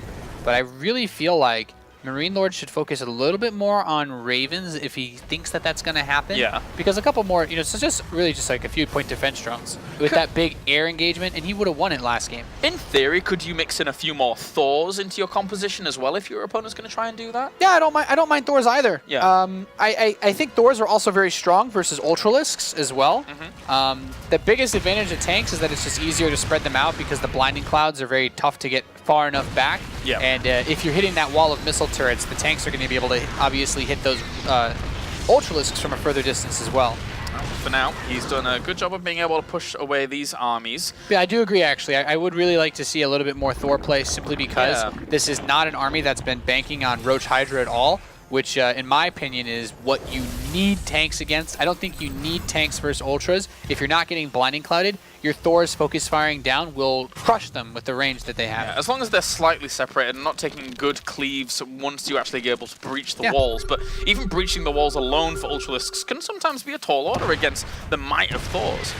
And these Ultras are looking for an opportunity to push in. The Vikings are not quite placed to defend against this. I'm surprised didn't move in and throw a few blinding clouds, but that wall would have bought them time. The Vipers, no, don't want to just lose these. Oh, and he doesn't have any fungals or anything like that. No Infestors there to be able to save it, so losing 3 instantly, and now he starts the Infestors, understanding his mistake. Yeah, there's 3 Infestors coming in. Pathogen glands will be done in time for them to complete. But there we go. There's the Behemoth Reactor, so we will see battle cruisers at some point in this game. Really interesting going for the Behemoth Reactor instead of Corvid Reactor. You know, I really feel like Ravens are just that staple safety unit if you're going to turtle up. But going for battle cruisers before Ravens, not necessarily bad, but you're just a lot more susceptible to those corruptors like we talked about. And for now, there's plenty of upgrades still on the way here for Zanster, who... Oh, this poor little small Terran contingent moved out quite far, but that being said, there's still siege tanks for days, so he is fine. Yeah, there has to be a big reliance on the sensor towers because you're really spreading yourself thin when you do stuff like this. It's so easy to just get caught out of position or blindsided. Where are you going, Command Center? Are you the scouting Command Center? No, you're coming up towards the top here to try and take this base. Okay, so slowly, the more MarineLorD is spreading himself out, surely the more his defenses are weaker in certain locations. Yes, 100%. And that's one of the reasons why you see a lot of Terrans in a position like this, especially since he's approaching max on battle cruisers. Just throw away a bunch of SCVs, build a few more tanks to defend if you want, but the workers don't really matter that much anymore because you just have so many orbitals. Ultralisk's going to try and come in and just cleave down some of these missile turrets. Anything that they can get there would be nice, but this is the first-person view once again to MarineLorD, realizing that he's going to have to reposition his defenses here, and even the siege tanks get repositioned, but the planetary fortress falls, which he has to then replace, which is slowly biting away at the bank here of MarineLorD. I like that he had the PF there, though. You know, it buys them a little bit of time. You definitely don't want to be in a spot where a couple of those Ultras slink through and, you know, chew away on your starports because Zanster, once again, he's got a lot of bases. He's really taking advantage of the immobility of this mech army and telling himself, yes, I can get, you know, banks for days. It's fantastic to watch this first-person view of MarineLorD, though. Seeing exactly how he's going to handle it against that, that is like something out of a cinematic from StarCraft 2. All those Ultras trying to cleave through this wall, but it's just not doable right now. Yeah, and I love the missile turrets up front. Just really smart. You see MarineLorD focuses on immediately replacing those walls. He knows if you're playing mech, mineral units are never going to be what wins you games. And I also really, really like that he's thinking forward about this. You know, we have Corvid Reactor now finishing with durable materials, 2 upgrades that make Ravens, you know, a true force to be reckoned with. Good creep spread there as he was able to replenish that after the Overlord got pushed away. And once again, our lovely command center giving us a nice show at the front and being able to scout out what it needs to. But that's a really good point with the Ravens that can come along. So once again, we could be in for the long haul, and the Ravens add a very, very strong dynamic because the splash damage of Seeker missiles is so powerful. Yeah, you just got to be careful with them. That's all. Ravens are generally terrible against Ultralisks unless you have like unless you have enough Ravens to actually drop 5 Seekers on each and just kill all of them instantly. Yeah. Ravens are pretty bad versus Ultras just because, you know, the auto turrets don't really do much versus them. Individual Seeker missiles don't really do much, and then obviously point defense drone doesn't affect them because they have a melee attack. But they are 100% instrumental in defending against any type of corruptor play. That one siege tank had a whole lot of work to do. He was the janitor up towards the top here and didn't manage to sweep up enough of those creep tumors because now, even if he did, it doesn't really matter. This army's like going to push him away. Yeah, just taking some pot shots here with that Yamato cannon against these Ultralisks. There's still like a lone Viper out here. It is quite surprising, playing around with such little anti-air, just like waiting to throw away Ultras, trade into Corruptors. But I guess Zanster's more concerned with building up that bank than he is anything else. I'm so impressed by Zanster's play in this series. Very patient. Yeah, very, very patient. Not willing to just throw so much away, just slowly breaking down his opponent. These siege tanks on either side here doing well. That command center wasn't even a planetary fortress that time, so just brings down a few missile turrets and backs on off.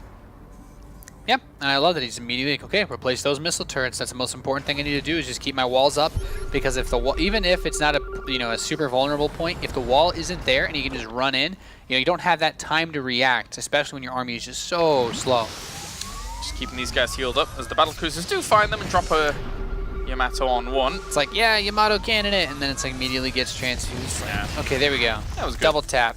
Yeah. better way to guarantee that kill. Very important to get that double tap for sure. We'll have now this army still just poising around. He's taken every other base on the other side of the map, though. He's actually taken every single base on the side of the map. Yeah.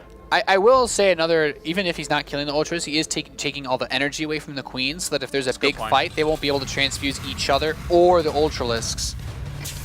It will make it a little harder for him. Is there any moment here where this Terran starts throwing away SCVs to make a bigger army against this, or is the bank just too much here for Zanster? 5 minutes ago. I'm kind of surprised, to be honest. I mean, MarineLorD is a much better player than me, but he's building up a pretty good count of orbital commands. And I mean, scanning is nice and all, but you don't need to drop a couple meals to support mech production. He could have such a bigger army. I think if he like trades out maybe 40 workers now for more battle cruisers, I have a really hard time seeing how he'd lose. But you know, MarineLorD just wants to play this game that patiently. Vengeful sacks going down here for Zanster with still a huge bank looking to drop some of this army on, maybe towards a location. How well defended is the main base actually down to the bottom? But, well, hold the phone. He's going to try and kill off some of these missile turrets and then no doubt back off once again here. The Viper's being kept all the way at the back. I think he's looking for an opportunity to get fungals with the infestors on Vikings that go too far forward, but he's just like, yeah, just come here. Come into my base. I have battlecruisers that will kill you. And it's like, you actually didn't really kill all that much with this push. Yeah, and once again, Fungal might be able to land on some of these Vikings at the front. Do catch some of them, but they still need to back on out there. The battlecruisers are going to shoo them off. Yeah, I mean, I guess the real question is, what does Zanster want to do with everything that he has? I really like Overlord drops in this position, simply because they're so spread out. There's that many turrets? That's a lot of turrets. I was asking before, I was like, well, how many does he really have there? 62. Come on, there's got to be some place where... What's the catch? Okay, if he goes from the very northwest side of the map, he could drop down where all the orbitals are. And then there's a planetary and the mech army, so a couple planetaries. This is no longer Corner Lord, this is Side Lord. He's been able to take the majority of his side of the map. Yeah, he's become Avalord, man. Yeah. This is the most... I don't know of any turtles that exist in nature that actually defend themselves this well. No. It's a new breed. Yep. And we'll be able to actually get himself some Viking kills for just a few infestors, which isn't too bad at all. Needs to go back and repair those up. And now the Raven switch begins. Well, it's happening. Yeah, it is. It is. And again, the thing is though, is that with Zanster's bank, doesn't he just try and again throw wave after wave after wave and try and deal with it, like with Corruptors afterwards? Yeah, I think so. But now the Ravens are going to complicate that. And he's actually just built so many missile turrets that if you think about how many Corruptors he lost to missile turrets on the last map, now he'll actually lose all of them if he tries to dive on these battlecruisers. Well, he's making a few links here and there as well as Zanster just to try and complicate the process here from MarineLorD, and actually losing himself a Viper there from the Vikings. They're keeping themselves in a better spot. There's actually no Fungals there at all. There's no Infestors. So this is going to be quite the trade here for him. He's even repairing that Planetary Fortress with the SCVs to try and slow this down. Links falling forwards here, trying to get on top of those siege tanks. Not doing too bad for themselves. He finally breaks through the Planetary Fortress, and so do the Ultralisks. But everything is eventually going to be cleaned up at a big expense here. Yeah, the ultimate defensive style. He's actually only ahead in resources lost by about 5,000, which, all things said and done, is actually quite good for Zanster. What are we going to have? What's going to pop up? It's very rare to have a meching Terran floating gas, but he's just built so many missile turrets, it's not even possible. 6 drones. What is he deciding on? What is it going to be? When you have this many resources, you're like, I just want more drones, actually. Yeah. You know? It's like, you have $7 billion. Like, I'd actually just rather invest in some, 39. Low-risk stocks. 50 Corruptors in production. Let's go. That's what I'm talking about. Against 8 Ravens at the moment, trying to bank themselves up energy. Where are the Ravens? Are they with the army? Yeah, there's a good few of them. I think there's 4 with the battlecruisers and 4 on their way there. Okay. They all have a point defense drone available. Yeah. Although 50 Corruptors, they're going to chew through that pretty quickly. Yeah, I guess at this point, MarineLorD scans. If you see this as a MarineLorD, just pull all your air forces back and just move forward with your mech army, because now there's nothing that can There's nothing that can kill your ground army. There are 4 infestors. What's his? Yeah, is it only 4 infestors and 3 zerglings? Is that all it is? Yeah, but the thing is, like, this is like the ultimate catch-22, because 3 broodlords, okay, whatever. To build enough broodlords to win this game, he has to reduce his corrupted count to a point where he actually can't beat the battlecruisers anymore. So he's like, oh dear, he's stuck. Like, 3 broodlords, okay, fierce, intimidating, but not going to kill everything that's on the map right now. Pretty slow about it, that's for sure. Pretty slow about it. We're seeing this small force up towards the top here. MarineLorD knows exactly the position he's in at the moment. He's dropped scans across the entire map. He's seen his opponent's army. He is going to be able to bust down some of these locations, which are mining at the moment. Yeah, this is, you know, I imagine, like, it's like I feel like an artist being able to just sit and watch Picasso work. This is really something else. And they're really clumping up at the moment. He pulls some of those in, but the fungal growths are going to go down. PDDs have been thrown down as well here to try and soak up some of the shots. And there's some of the Seeker missiles actually landing in towards this, but a lot of these corruptors aren't dead just yet. Needs to throw in some more for sure. Yeah, there's about 26 of them left. The battlecruisers have all been destroyed. There are still 3 broodlords with this army. The Ravens are slowly being pushed back. He's baiting him into the missile turrets. Yeah, and still has quite the bank though. 28 Mutalisks on the way here. That is a phenomenal choice, because there is no way he's going to be able to set himself up against this. Throws in some Seeker missiles once again on towards it, but it was a Broodlord. I think he needs to kill with the corruptors or something. Zanster's way of dealing with this was perfect. I think MarineLorD, really, that was not an important position for him to defend, in all honesty.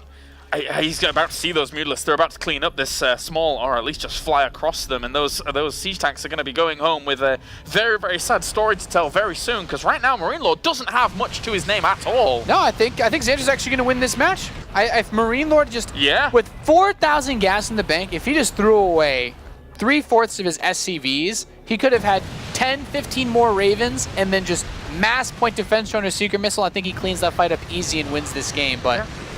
there weren't enough Seekers going on towards the corruptors, it's 100% for sure. It's very, very difficult now for him to actually try and clean up this Mutalisk army that's going to be so intimidating. And this might sound pretty messed up, but I think if he had more missile turrets there, it actually would have been able to make the difference.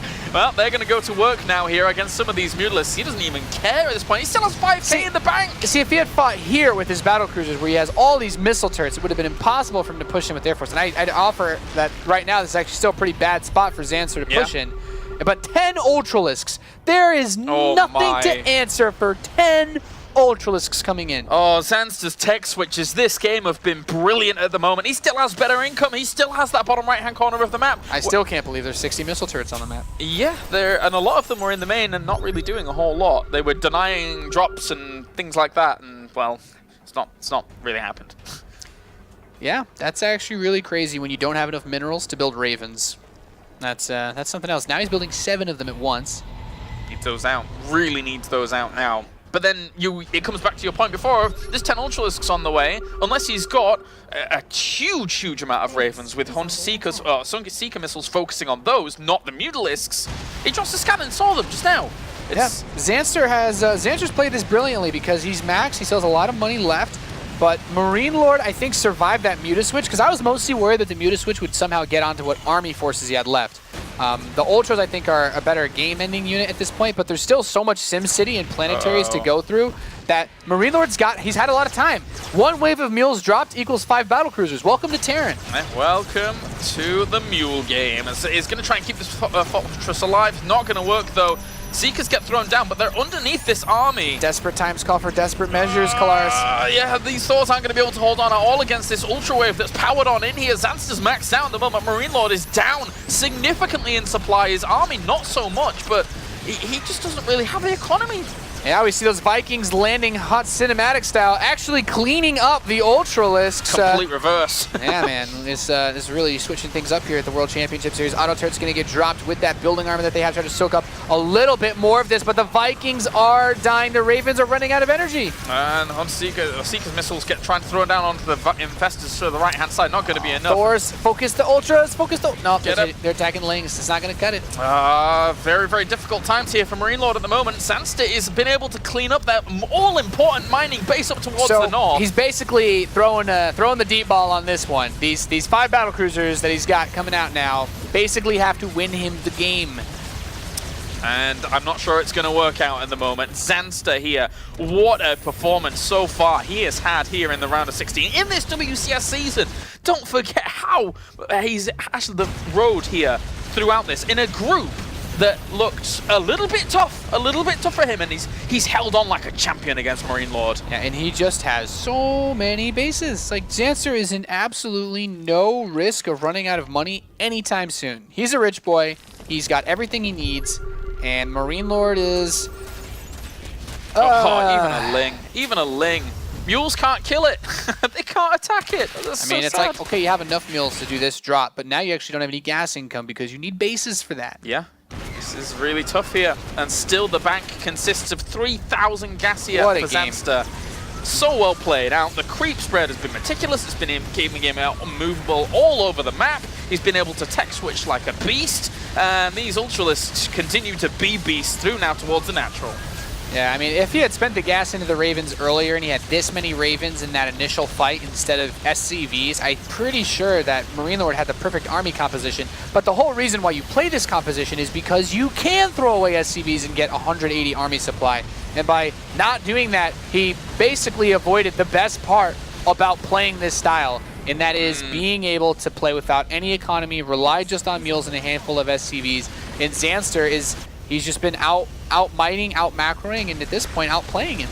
And trying to clean up desperately. Any Terran worth the salt at this point, you know, with those battle cruisers, with those Ravens, will stick around because energy is something that is extremely, extremely potent in this kind of army, but still, it is looking very difficult here for MarineLorD to recover. I would often argue that if you have 8 battle cruisers and 16 Ravens, the game should be unlosable, but then you realize that he had a super huge bank, and he had 60-some SCVs during that big fight. He has 8 BCs and 16 Ravens, but he's only at 125 supply. Like, if he's able to just drop mules and have those 11 SCVs mine gas, the fungal. with how many orbitals, this game still could have been doable. And he'll try and break down these as much as possible. Every single bit of damage he does here with the Infestors is brilliant because there's not that much money from MarineLorD to even repair those Ravens at this point.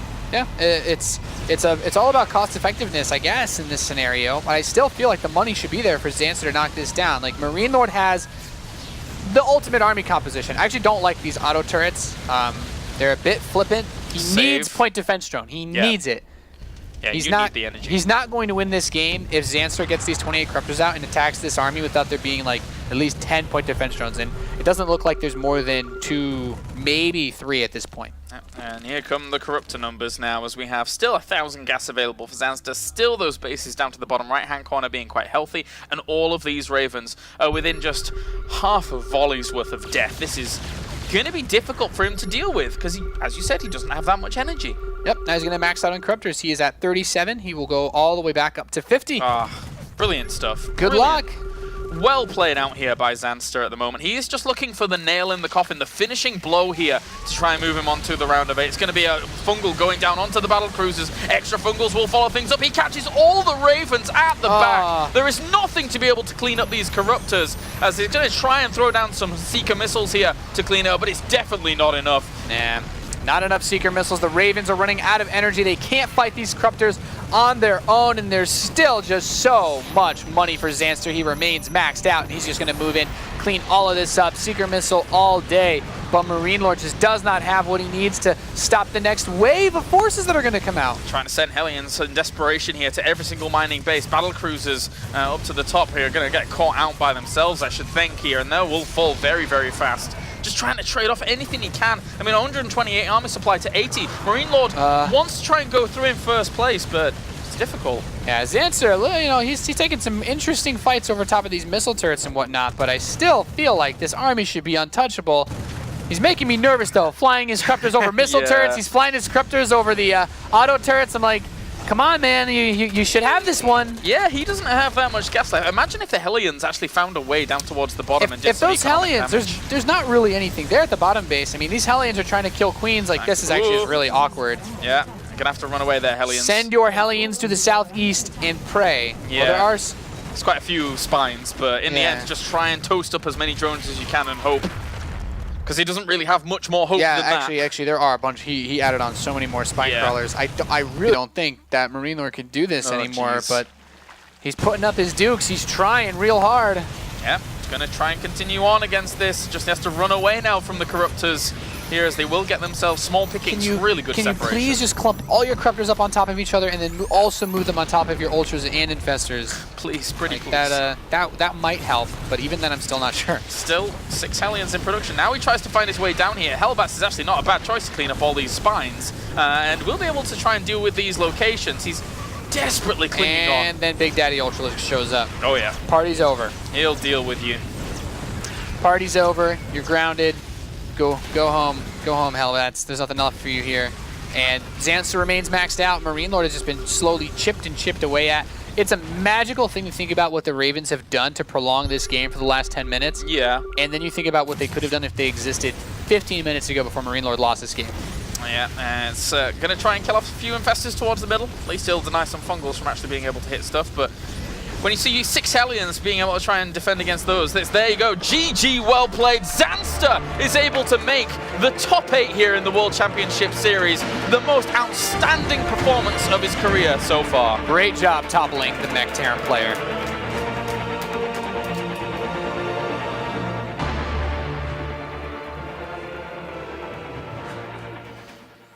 Absolutely fantastic performances here by Zanster. Wonderful plays, being able to defeat MarineLorD 2-1, and finds himself going to the playoffs this weekend in Krakow. He joins us now on the analysis desk. Congratulations, first of all, Zanster. A fantastic win. Adrenaline pumping again? Yeah, it's pumping again.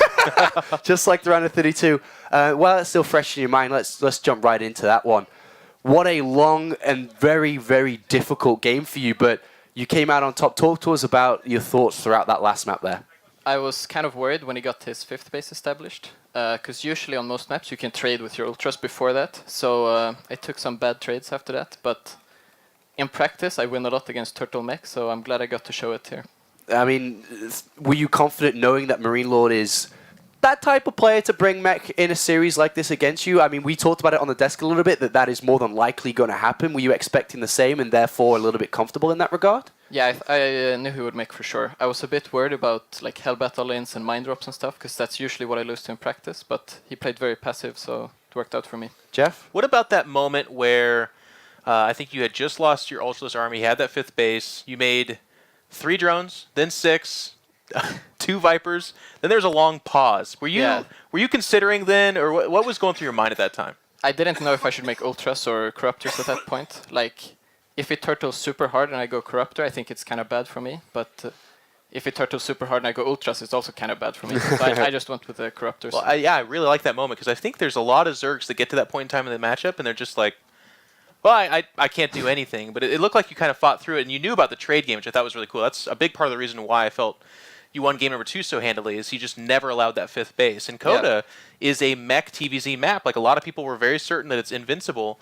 We saw a little bit more struggle with the Ravens. Do you think the Ravens are the better way to go, or is Battlecruisers kind of okay? I think a few BCs and then Raven, for sure. Okay. So in your interview leading into this, the little video that everyone watched, you said, and I want to quote you here, you thought last season that you lost to people you should have beat, and this season you wanted to come into it to beat the players you think you can beat. What did you mean by that exactly? I didn't mean just the previous season. I meant in like all the previous WCS seasons. I've lost in qualifiers to like 2-base all-ins and stuff. It's just been very frustrating for a long time. So where do you see you? I mean, you know the players that are here. You've got the Hydras, you've got the Pulse, you've got the Lobos and Snoots. Where do you rank yourself among them? And where do you think that you should be if you do beat the people you should beat? It's very hard to tell because practice is different from tournaments. But usually I do very well against most Zergs and Terrans in Europe in practice. So Protoss is yeah, a difficult area for you. basically, yeah. I mean, let me take this approach for you. Both series today, you lose the first map, you turn it around and win 2-1 against Mana, who's of course fighting to play in front of his fans, and then MarineLorD, who was confident to win the group. How do you keep calm and turn a series around like that and not let nerves creep in and affect your game? That happens almost in every Swedish tournament. Like, I'm one map from losing the series, like all 4 series in a row. So yeah. It's got a lot of experience with it, I guess. turning these series around. Let's talk about the finals, and you've made the playoffs.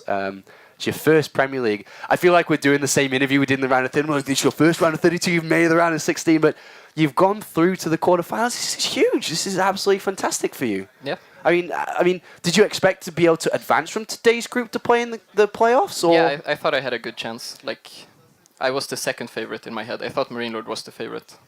And are you going to be nervous on the stage in front of all these people? It's a big stage, probably the biggest stage you've played on now. Sometimes I'm nervous in the first game, but then I usually calm down. All right. He doesn't strike me as a very nervous guy. Well, really? You seem pretty calm the whole way, man. Yeah, usually. Yeah. All right. Thank you very much, Zanster, for coming up here. Is our first place finisher from Group E. Let's take from Group A. Sorry. Let's take a look at the bracket here as we have confirmed 100%. Zanster goes through in first place, knocking MarineLorD down to the decider match, which leaves Mana and Elfie to fight. And remember, the way that we're doing this for the season finals is the next couple of games do not get played until Thursday. Welcome back to the desk here, Pig. We will be doing all groups decider and elimination matches on Thursday, which leads us to get ready for Group B. But before we get into Group B, boys... Well, I just want to even touch on that. Yeah. I actually, from like the production level for fans, it's a really cool format because for us it means, okay, it's like we'll come back to those players and see, they're going to revisit their life in this tournament. But as a former player, and Pig, who even just last week was a former player as well, we can tell you, holy cow, that is nerve-wracking as all get out. Like MarineLorD, he is not happy to lose that match. Like whenever a player loses, they're like, no, get me back in the booth. Like I got to play. But sometimes it's good for you to actually take that break, right? Exactly. All right. Time for one last thing before we get ready for Group B. We're going into that very, very shortly here, and of course Snoot will be featuring in that group. But it's predictions. I want to come to have a look at the summary of who's doing what and so on. So let's take a look at the predictions. So far, there is one guy who's at 100%. Rotterdam.